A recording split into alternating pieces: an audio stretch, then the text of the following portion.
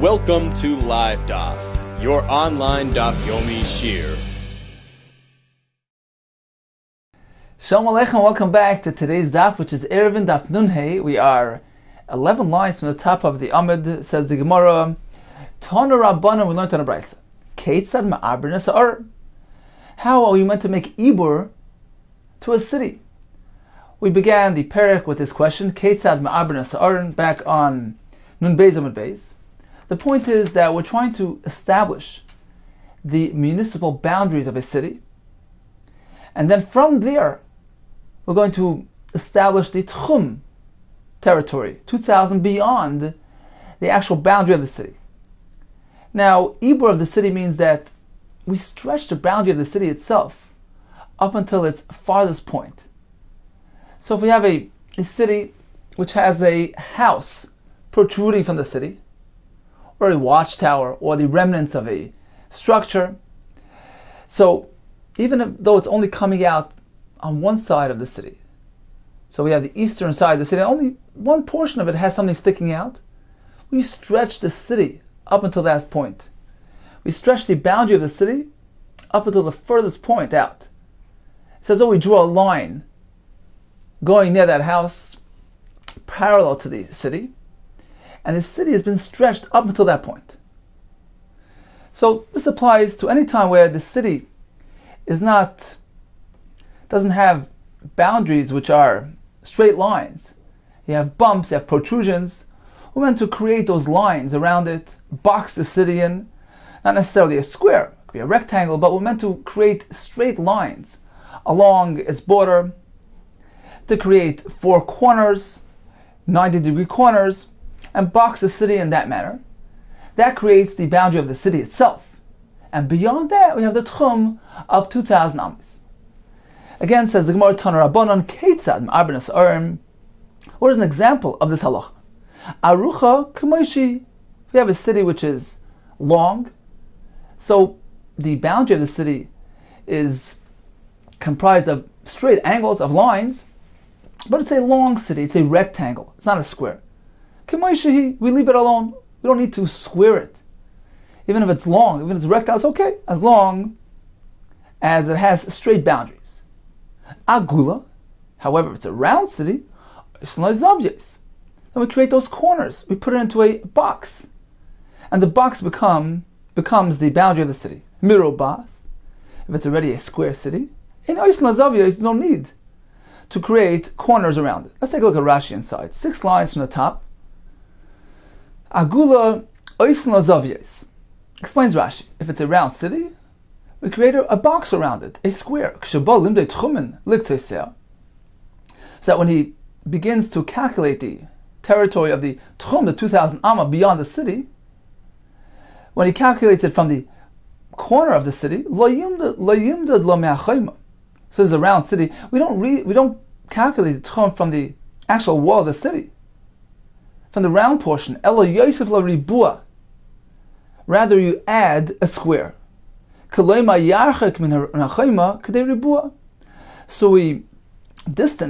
ahead and we create this box around that circle. As we see in this illustration here, we have a circle city and a box around it. And the box becomes the boundary of the city. And from there we calculate the 2,000 am. How do we know this? Says Rashi, because we learned this from a pasuk. This was back in Daf Nun Aleph.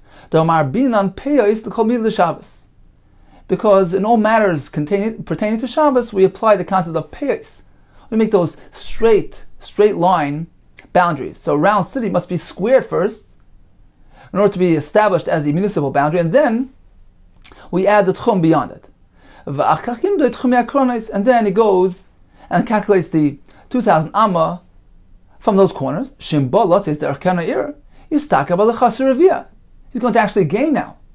If he leaves the city from its corner, so he gains a lot. The meruba yosel equal to revia, because the total area space of a square exceeds by 25% the area space of a circle of the same size. So he's actually going to gain much by reconfiguring the city in this manner, taking a circle and turning it into a square.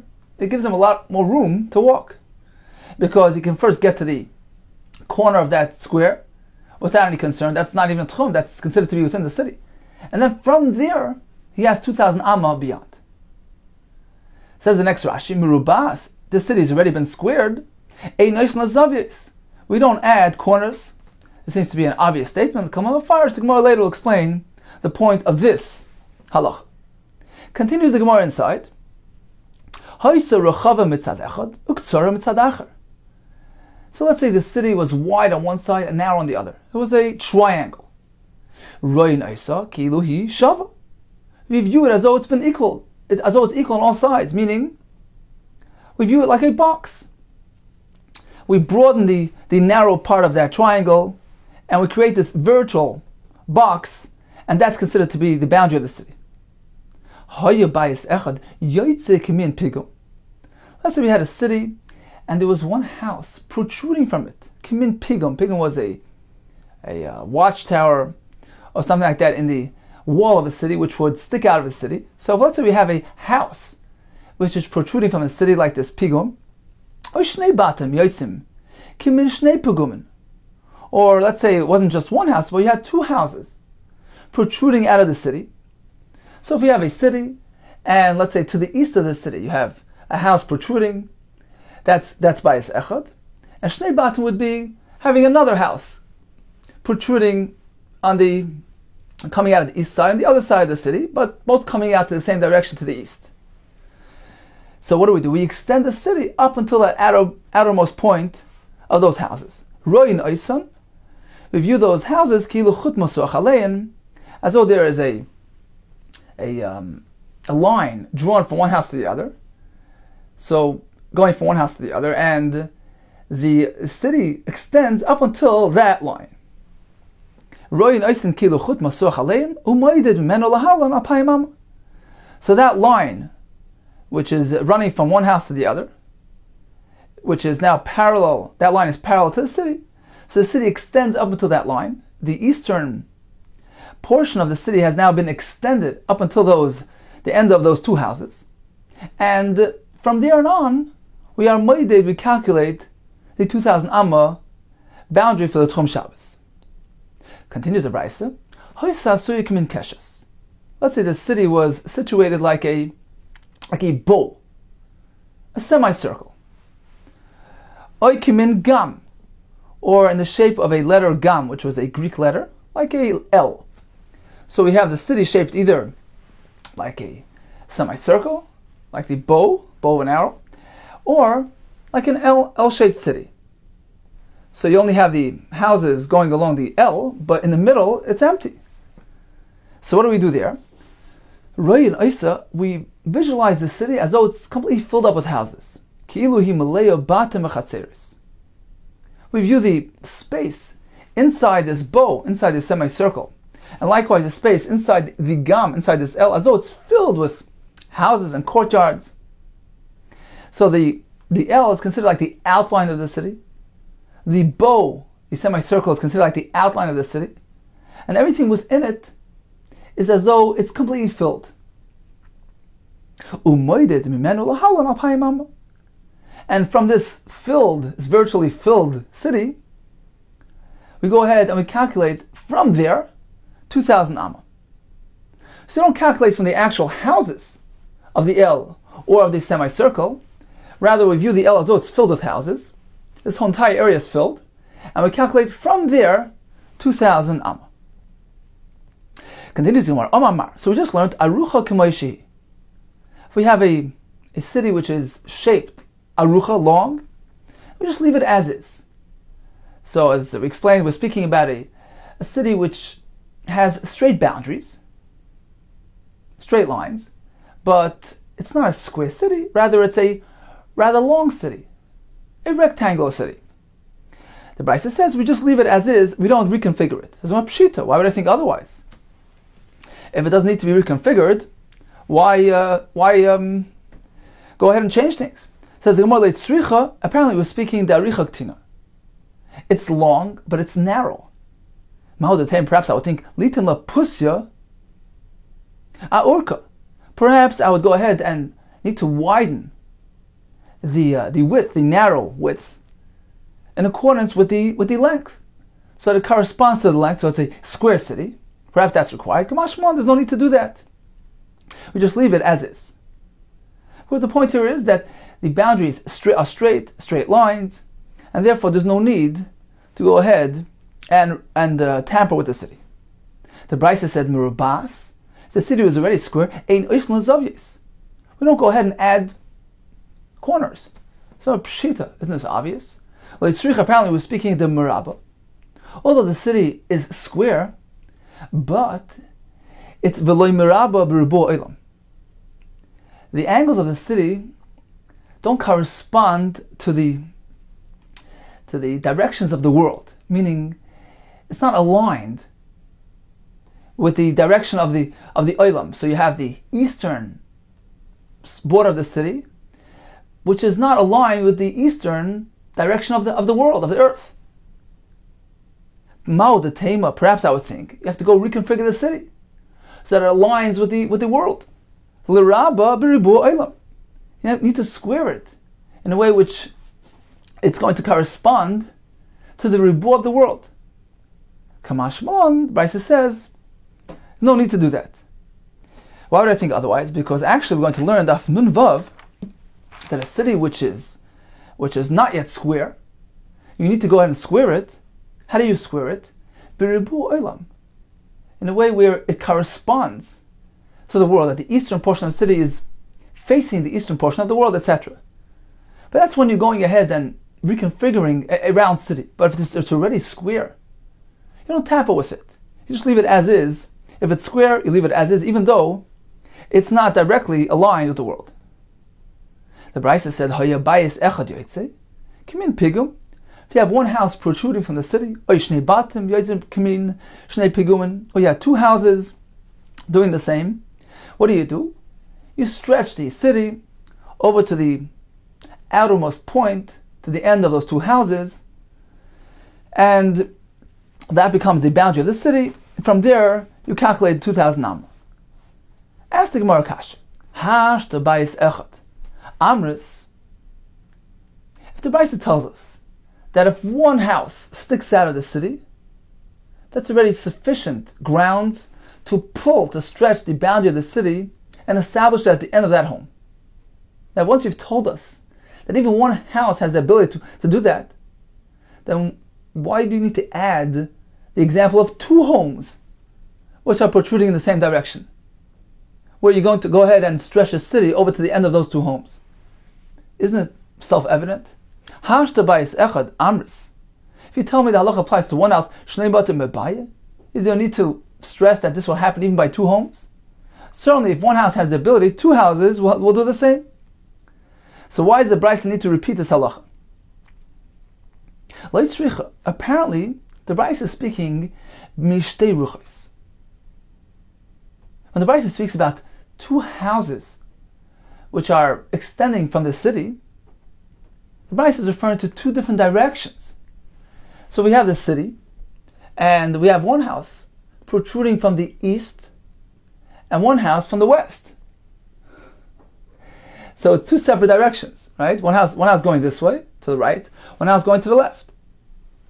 And the Brisa is teaching us that, in this case, we stretch the city, number one, to the end of the house on the right, to the east, and then we do the same thing on the west. We stretch the city over to the end of the house coming out in the other direction. So Gemara figured in the Havamina that was speaking about two houses coming out in the same direction. So what's the chiddush? If one house could accomplish that, certainly two houses. Gemara is telling us no. Shnei batim is describing a different case, where there's one house coming from the right to the east, let's say, one house going out to the west. And the chiddush is we stretch it in both directions. Mao the Tema, perhaps I would think, Muruch achas amrinan. This stretching procedure is only applied from one side of the city. But to apply it in both directions, perhaps you don't say that. You can't stretch something which has already been stretched in the other direction. Perhaps that won't work. Kamash Malon, the Brisa is informing us, no. Even in this case, we stretch the city in one direction and then in the other direction. Continues the Gemara. So the Brisa spoke about a city which was configured like a bow, a semicircle, or like an L, and inside is totally empty. We view the gap as though it's been filled with houses, courtyards. And once you've filled up the inside, so from there and on, you calculate your territory of 2,000 amma. Amar Afuna, I'll speak a little about this city which was situated, configured like a keshes. We consider it to be fully filled, and we calculate the territory of the tchum from outside that virtually filled city. Says Rav Huna, you meant to know as follows. If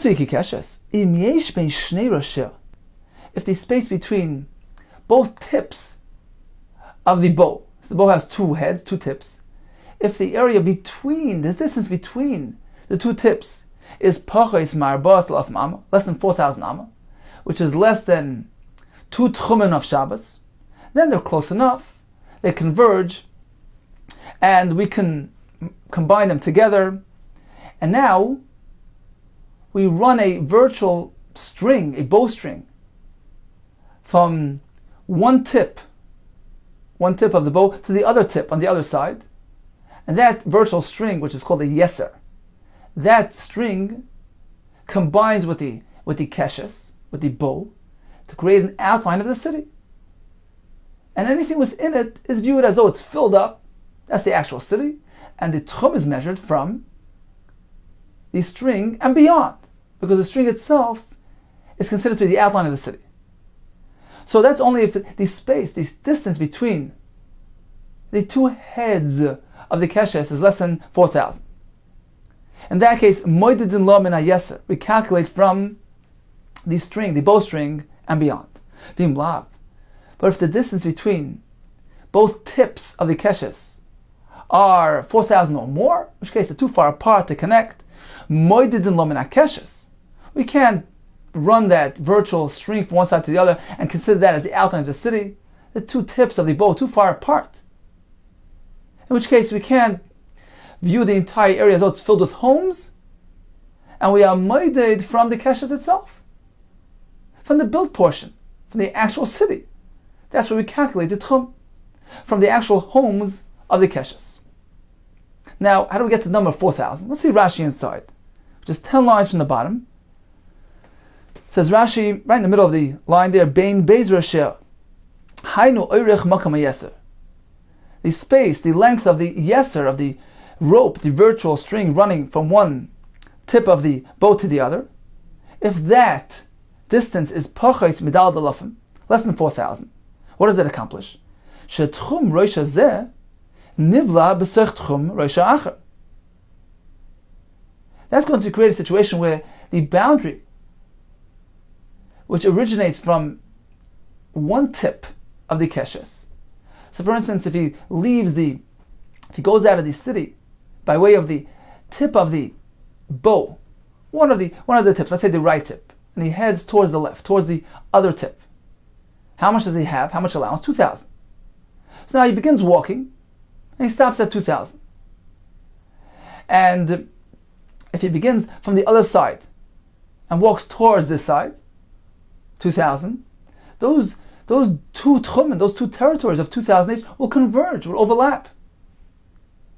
If so, they combine into one tchum.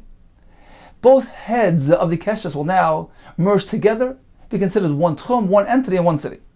Nasisir achas becomes one city, and we view the virtual bowstring, which is going to extend from one tip of the keshes to the other, as though it's the outline of the city. We calculate the tchum territory from that string outward. And we view the space within it as though it's filled with houses.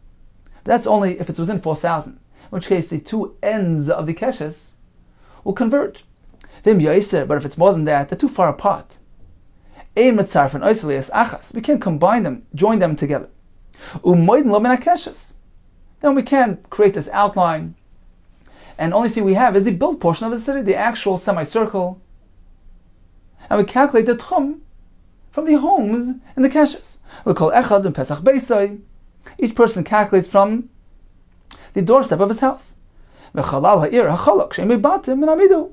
And the empty space within the city, certainly, it's considered to be part of the 2,000 amma.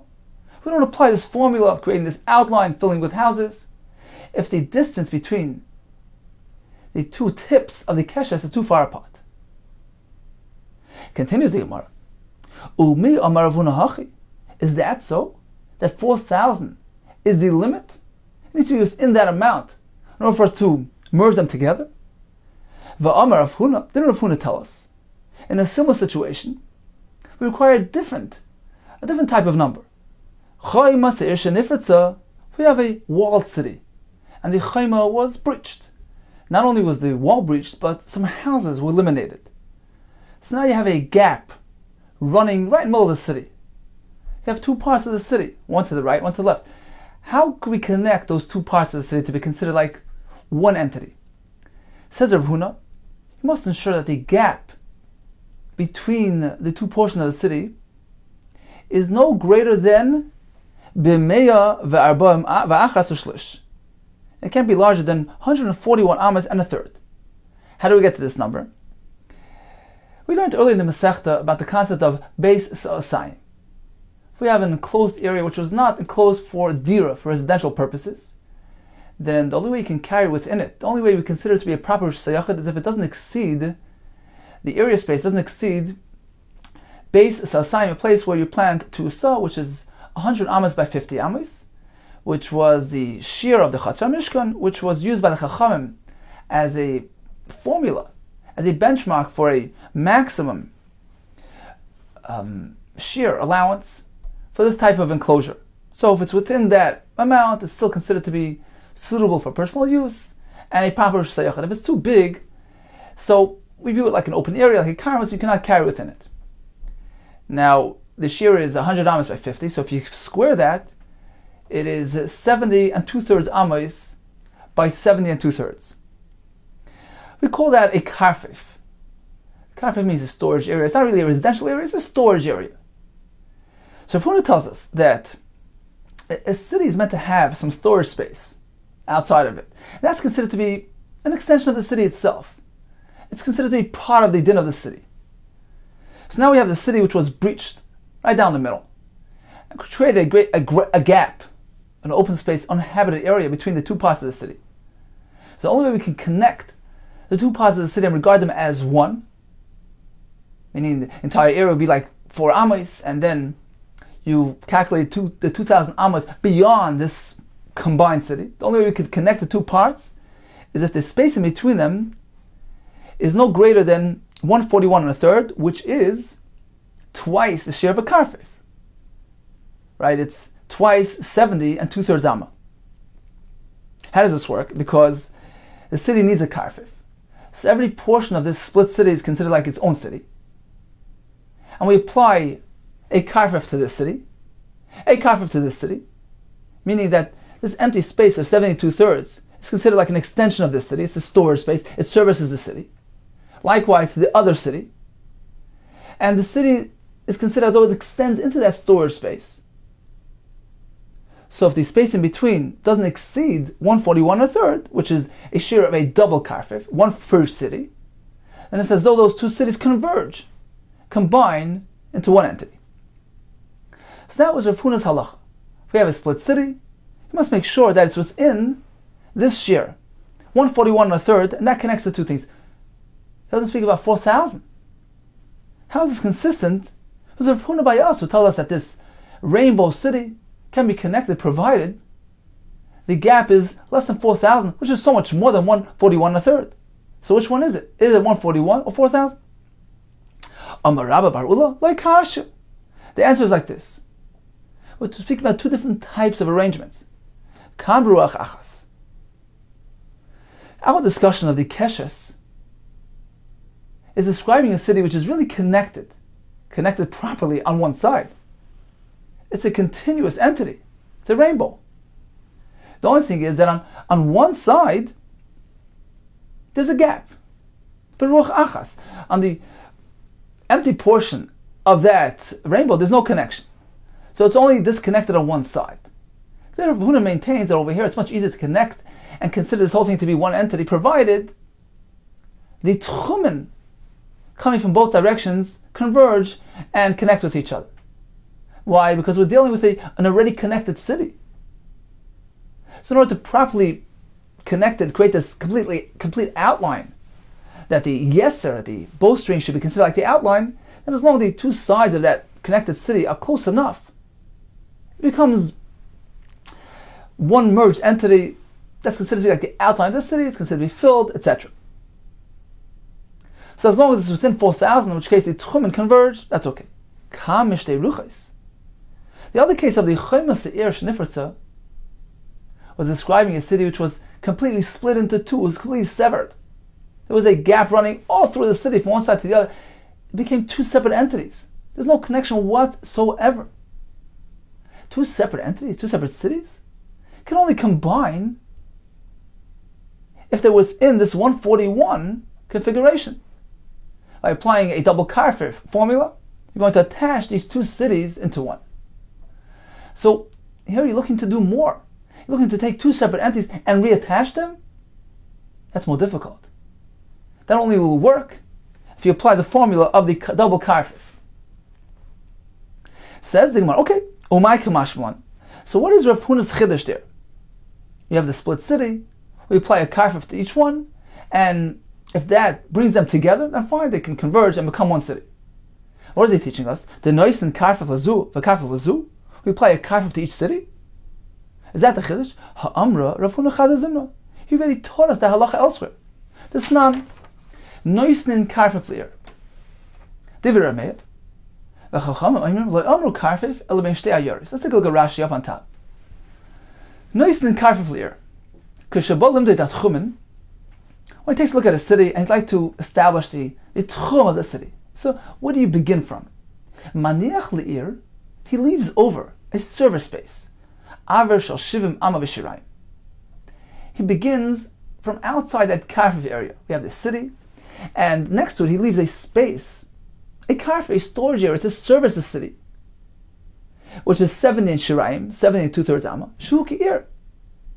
That is like the city. Levad al-tchum.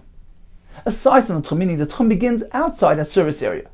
That's Rameir's shita, that even one city on its own has this privilege of possessing this, attaining this karfif thing, and the tchum only begins outside the karfif. Continues Rashi, El Beis Ayoris. The Chum disagree. They say this only applies when you have two cities. L'chabron al yedei karfif shebeneim. You have a single city, you begin calculating the tchum from the city itself. The concept of applying the karfif is only when you have two cities next to each other. And you're questioning whether they're considered like one, or perhaps like two. Let me take a close look. If they're close enough, so that if you apply the karfif rule, you provide that service area to the city, where the city is considered as though it extends into that service area. And now the two cities converge and combine, now you can consider them like one city. So it's only when we have two cities next to each other we apply this concept. We're going to learn this Be'ez Hashem and Daf Nun Zayin. This is a Mishnah. So Meir says, even a single city has a karfif, Rabbanan only apply it to a double city. Now, how do we apply it to a double city? Says the Gemara in the third line, V'itma we learned. Whoever machlek is how to apply it. Rav Huna amar karfif lezu. Each city gets its own karfif. That's what the Chum had in mind. So this is very consistent with Rav Huna, who taught us earlier regarding this split city, how we meant to combine it by applying a karfif to each part of the city. So if they're within the 141 1/3, they connect, because again the point is that the city extends into its karfif area. It's considered to be part of the city's entity. So if we apply a karfif to this city, a karfif to this city, and that brings them together, they're close enough to converge, then they're considered to be one and the same city. That's Rav Huna's approach. We apply a karfif to each city. Even when we have two cities situated next to each other, we only apply one karfif to both. They need to be within one karfif area of 70 2/3. Okay. So, in any case, we do see that Rav Huna has already taught us this concept of a double karfif He taught us over here, he taught us elsewhere. Why did he need to repeat the halacha? The same concept. In a different description, with the chaymas eir shenifritza. Why the repetition? It says more tzricha, both are necessary. Both have a chiddush. Diashmin and hacha. Had he only taught the halacha by us, by the city which became severed, I would say, well, we hear it's unique. Mishum dahavali tzad hetem ikara. But let's remember that this began as a complete, as a city, as one city. So there was a tzad hetem ikara. Initially, there was an allowance to carry throughout the city. There was no concern. So even when it got split into two, what we're really trying to do is maintain its original status. Maintenance is easier than creating something new. So to maintain its status as a single entity, perhaps that's easier. And therefore we apply the double karfif concept to connect them. Aval Hassan. However, in the case over there of Rameh and Chachamim, where we have two separate cities, which were never one city, so to actually connect them, perhaps that's more difficult. Perhaps I wouldn't apply this double karfif concept to connect them. Therefore, he needs to teach us that there as well we do that. If you would only taught us over there, I would say, well, two cities, they need service areas. They're too close to each other. Each one actually needs to have a karfif. Otherwise, it's difficult to use. Meaning, they converge on each other. They create claustrophobia. They can't really use the area properly. They need to have a double karfif area. Each city needs to have a service area for itself. And since that's necessary, so it's a legitimate element, a legitimate part of the city. And therefore, we take a close look that, and if the result of applying the double karfif concept will connect the two cities, then they're considered to be one and the same. That's over there, aval hacha. In the case of a single city, which never really needed the service space, they were just fine without it. Right? It was one city before the breach formed. There was never a concern regarding usage here. So since initially they didn't need this karfif area, middle of the city, so perhaps even now when it was split into two, we can't apply the concept of karfif here. There's no need for it. It's not a legitimate element of the city. Perhaps I can't even apply the concept here. And I cannot connect the two parts of the city using this formula. Tzricha, Rav Huna teaches us, no, even in this case, when we have the split city, we apply the concept of karfif, and if the karfif, the double karfif will bring them together, they join and they merge into one city. Okay, let's get back to the halacha of the Ir Hasuyi Kikeshes. We have the circular shaped city, semicircle, and Rav Huna told us, in order for it to be considered one big city, we fill the space, the empty space inside that bow. In order for us to do that, we must make sure that the two tips, both tips of the keshes are close enough, within 4,000. Now, what about the distance between the bow and the bowstring? Right, we created that virtual string running along the bottom of the city, from one side of the bow to the other, which creates the outline of the city. Now, we know that the length of that string is less than 4,000, but what about the distance between the string and, let's say, middle of the bow? How far can that be for us to combine everything into one city? So we have machlekes. What is the distance between the yeser, the string, and the keshes itself? Rabba bar Rav Huna Amar alpayim amma. It needs to be 2,000 or less, because you need to have access from the bow to the string in order to combine into one entity. In order for the string to be considered the outline of the city, the fellow living in the city itself needs to have access to the bow. Otherwise, you can't consider it to be one and the same entity. So if it's 2,000 or less, then you're okay. Rava Brei the Rabba bar Rav Huna Amar.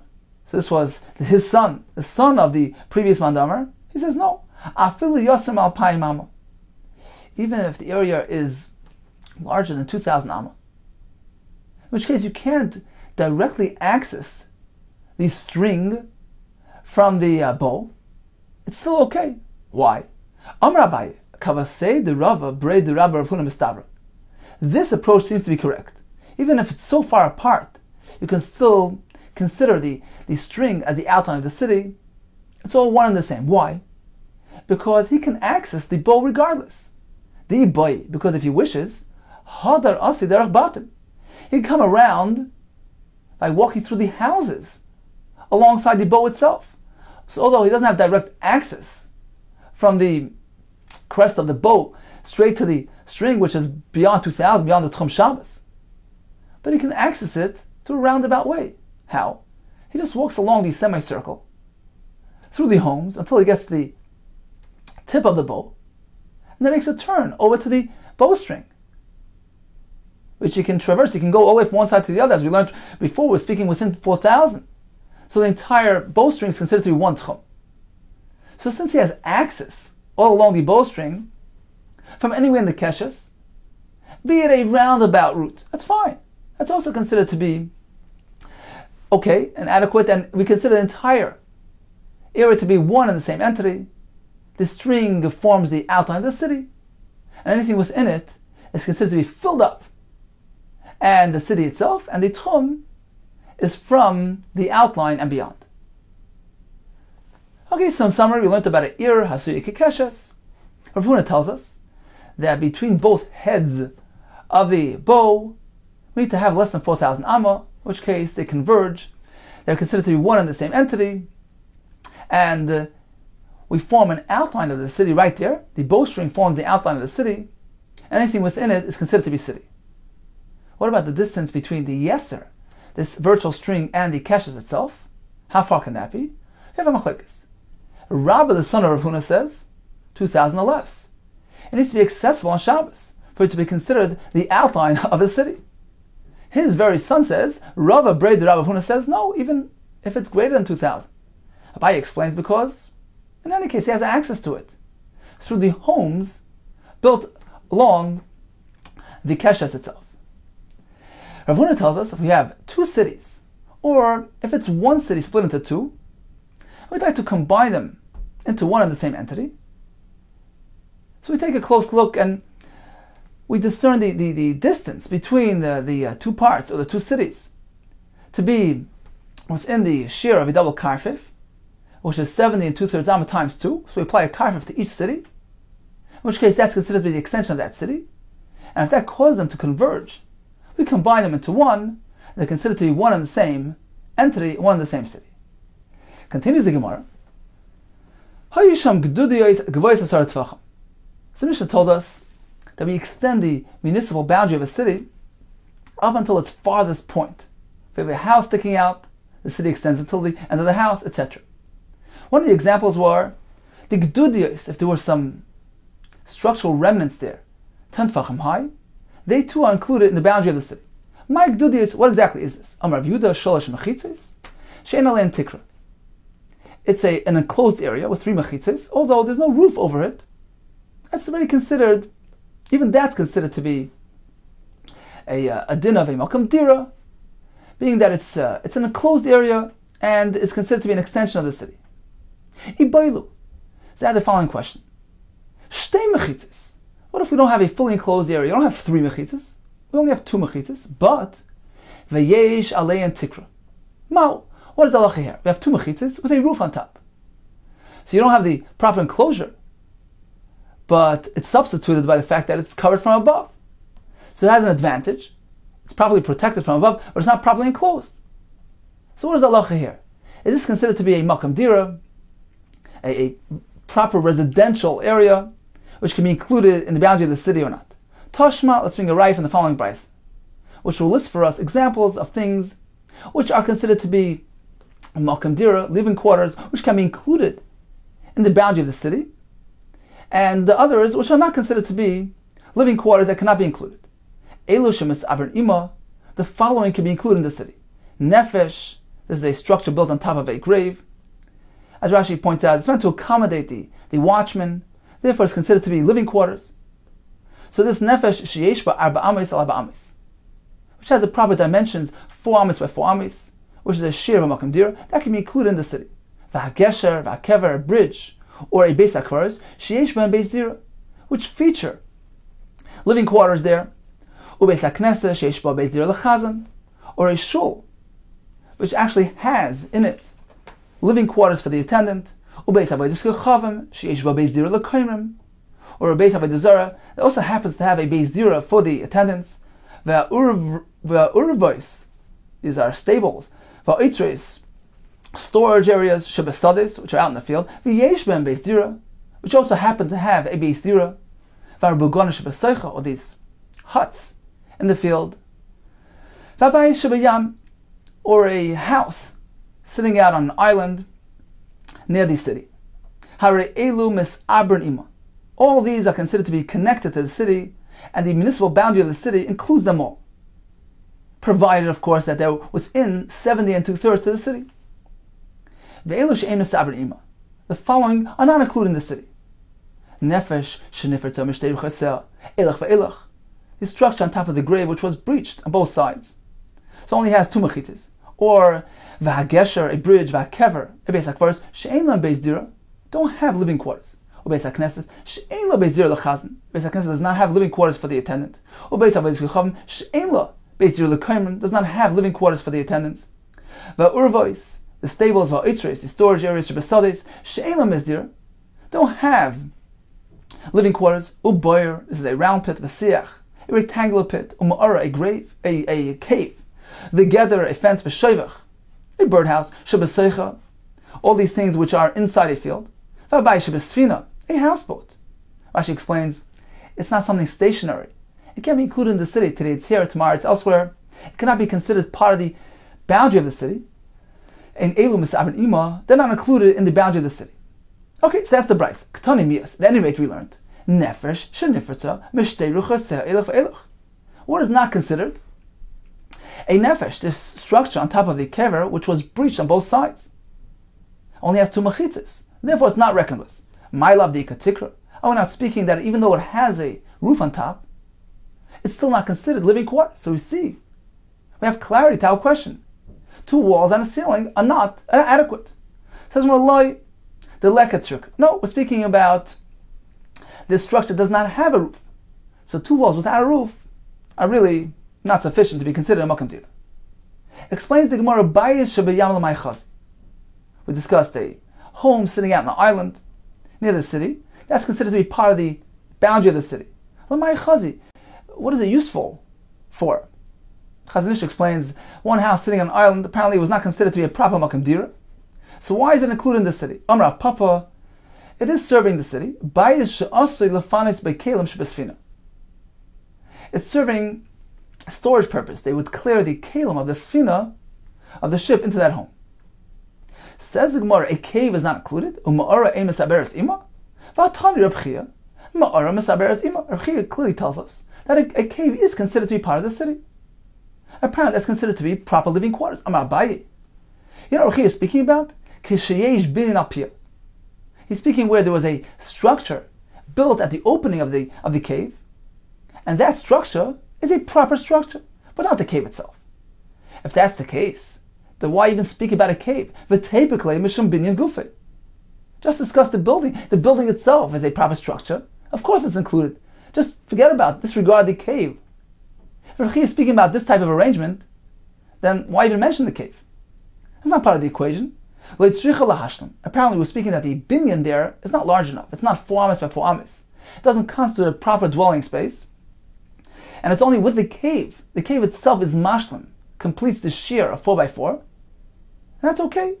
Since the binyan itself is proper living quarters, although it's not properly sized, the cave can complete the required dimension, area space of the binyan, and is now considered to be a proper dwelling area and can be included in the city. Continues the Gemara. Amar Afuna. Yoshvei tzrifin. We know that a properly built city, a town, a village, is considered merely like 4 amas. We consider the entire area like one residential unit. When it comes to tchum, it's considered like 4 amas. And we only calculate the tchum of 2,000 beyond that village. Says Rav Huna, that's only provided we have a proper village, a properly structured town, a town of permanence, But Yeshvei Tzrifin, those who dwell in these makeshift huts, that has no permanence, has no significance. It's not considered to be a town. Ein moededin lahem el mepesach batein. We don't regard the entire village of these huts like Dal Damis. Rather, when they calculate the tchum, where do they begin? From their doorstep. Maser of Chizda, is that so? I have a kasha. The pasuk describes Klal Yisrael on the midbar. Vayachnu al Yarden. They camped near the Yarden. Mibeis hayishimos, from this place. Ad aval hashitim. From one place to the other. That's how large the machna was. Now, how big was it? V'amar Rabba bar Bachana. L'didi chazi le'u asra. I took a look at that area described by the pasuk. You know how large it was? V'avetlosa parsi, atlosa parsi. It was 3 parsois, which is 12 mil, long, by 3 parsois wide, which is way more than the Tchum Shabbos. So that's number 1. Number 2, V'tani, we learned in the Brisa, K'shei nifnin, when the Klal Yisrael would attend to their personal needs, where would they go? Ein nifnin lo yifneim. They couldn't go to the front, in front of the machna, because the anan, the cloud, the arain, which would lead Klal Yisrael, would have to go over that area. So it was disrespectful to tend to their needs in that area. So they wouldn't go in front of the machna. Likewise, they wouldn't go on the sides, because perhaps Hashem is going to lead them in that direction, going to make a turn in either direction. So where would they go? El alachrein, behind the machna. So, for instance, on Shabbos, if one lived in front of the machna, he would have to make his way all the way to the back, which was 12 mil, much more than the Tchum Shabbos. How would they do that? Apparently, the entire encampment was considered like 4 armies. So he could walk through the entire area without any concern. Now, Bnei Yisrael in the Midbar were living in temporary quarters, tents. So apparently, even something like that, a village comprised of these temporary dwellings, is considered like a proper town, and like 4 armies. Amalei Rava. So Rava responded, you're comparing Srifin to Diglei Midbar, Diglei Midbar Ka'amras, the encampment of Klal Yisrael on the Midbar. Is that what you're speaking about? That's so different. Kivin dechsibuhu. Since the pasuk describes them as Al Pi Hashem Yachnu, Al Pi Hashem Yisu, they would camp and travel upon the word of Hashem. So their encampment attained great significance. It had value, it had prominence, which made up for its temporary nature. Kiman de kviyal udami. It is regarded as though it's of a permanent nature. So although really it was mobile and temporary, nevertheless its added significance, its prominence, being that it was Hashem's machne, it was following the word of Hashem that added chashivas, that added quality, compensated for its lack of permanence, and therefore had a din of a machne, and is considered like a proper town, and has a din like 4 arms. Let's go back to these temporary dwellings, which are not reckoned with. However, if there is some element of permanence within them, then the entire area is considered a makam kavua. If within this area of these makeshift huts we have at least 3 courtyards, which contain 2 houses each, which are built properly, hukbu, that grants permanence entire area. All the huts that comprise this village are now considered to be of permanence, and we consider the entire area to be like a city, and as in like 4 armies. Those who dwell in these makeshift huts, they roam around with their animals to find pasture. Those who live out in the deserts, they're not really experiencing life due to their extreme inconveniences. They're exposed to the elements, the heat and the cold. They're not really living life. That's number 1. Their wives and daughters don't belong to them, due to znus, as the Morsim will explain. We have a brisa as such. Eliezer ish bir yoimer, yoishvei tzrifin, ones who dwell in these makeshift tents, makeshift huts, ki yoishvei kfarim. They're not living life, they're not enjoying life. They're like people that dwell down the grave, like people that passed away. Regarding their daughters, the pasuk says, Orr, cursed is the one sheichim kol behema, who lives with the behema. So the children are regarded as mamzer. Why? My time. What's wrong with their wives and children? Says more two reasons. Ula Amar she'ein lehen merchatzois, because they don't have access to bathhouses. So what happens when the men set out to the bathhouses and leave their women behind, expose them to znos? That's one reason. Rabbi Yechon Amar meishmargishin zelazeh betfilah, because when the women need to go out to be toivel in the mikveh, so they hint to each other, they call out to each other, they want to go out with company. So two go out together, and somebody notices that they're setting out on this journey, and he pursues them and engages them with avir. So for these two reasons, their children are problematic. We consider them to be products of znus. My binai is there a difference between both approaches, whether the concern is due to the bathhouses or due to tefillah. Says the Ma'ikah Binai, there's a difference as follows. Nahara, the Samach Beisa, if there's a river right nearby, which is suitable for mikvah but not for bathing, so the concern of tefillah is non-existent, but the concern of the merchatzois is still applicable. So in summary, these makeshift structures, they're considered to be arai, of temporary nature, and this entire village is not considered like a proper town, it's not considered like 4 amis. We measure the tchum from each person's doorstep. If this village has at least 3 courtyards, which have 2 homes each, which are properly constructed, or as the Gemara tells us, the Machne Yisrael, due to its added prominence, these things are considered to be kavua, of a permanent nature, and the entire village is considered to be like 4 amis. Continues the Gemara, Amar Rav Huna, Kol Ir She'ein Ba Yorak, a city which doesn't have vegetables growing in it, Ein Talmud Chacham Rashi Lo Deba, a Talmud Chacham is not allowed to live in that city. Vegetables are cheap, they're healthy, and they can supply Talmud Chacham and enable him to learn. So he must make sure that his city features vegetables. L'meimra de Yorak Ma'alya? Do you mean to say that vegetables are healthy? V'hatanya, we know it in the Brisa otherwise. Shloisha Marbin Sazevel. There are 3 things which increase body waste. V'koifnes HaKaima, and cause a person to be bent over. V'noitlen Echad Mechamesh Me'es, and they remove 1/500th Mimar Einav Shel Adam, from a person's eyesight. What are these 3 things which are detrimental to a person's health? Ve'elohein, Pas Kibar, bread from unsifted flour, V'sheich Chadash, new beer, fresh beer, V'yarak, and vegetables. Apparently vegetables are unhealthy. Like Hasha, the answer is depends what type of vegetables. Habe Tumi V'karsi. Rav Huna, who extols the virtues, the health benefits of vegetables, speaking about Tumi, garlic, V'karsi, certain type of onion. Ha, the Brisa, which lists vegetables as something detrimental to one's health. B'shar Yarki, speaking about other types of vegetables. Gedesanya, as we learned, Shum, garlic, is healthy, is beneficial. Yarak has the full quality of a vegetable. Creation, these onions, Chatzi Yarak, are half qualified vegetables. The Brisa continues, Niretz Noin, if a radish was sighted, was seen, Niretz Amchaim, life potion was seen. It's healthy, it's good. Says the Gemara, Tanya, haven't we learned? Niretz Noin, when a radish was seen, Niretz Amamos, poison was seen. Apparently, it's detrimental.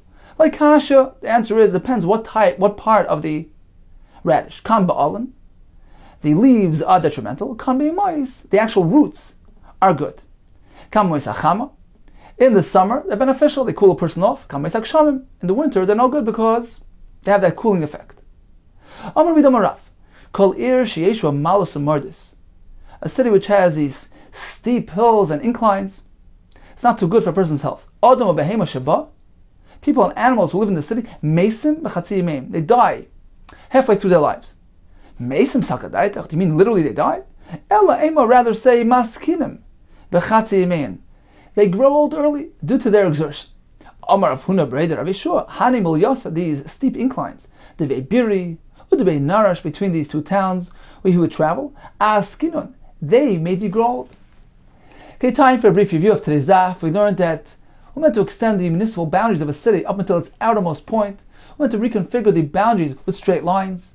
An area which is Asuya Kekesha is configured like a rainbow. We view the entire gap as though it's filled with homes. Rav Huna says that's only provided the distance between both heads of the rainbow are less than 4,000. What about the distance between the bow and the string? One shita says 2,000 or less. The other shita says even more than that, because it's still accessible. One can reach the string by walking through the homes. Regarding the distance between two cities, Rav Huna says, if we split that gap and we apply a storage area for each city, meaning it's twice 70 2/3 amma, and then those two cities will connect, then we consider them to be one and the same entity. We had a list of various living quarters which are considered to be part of the boundary of the city. We learned that these makeshift tents, makeshift huts, don't have a din of a proper town. The Gemara concluded with some advice regarding vegetable consumption.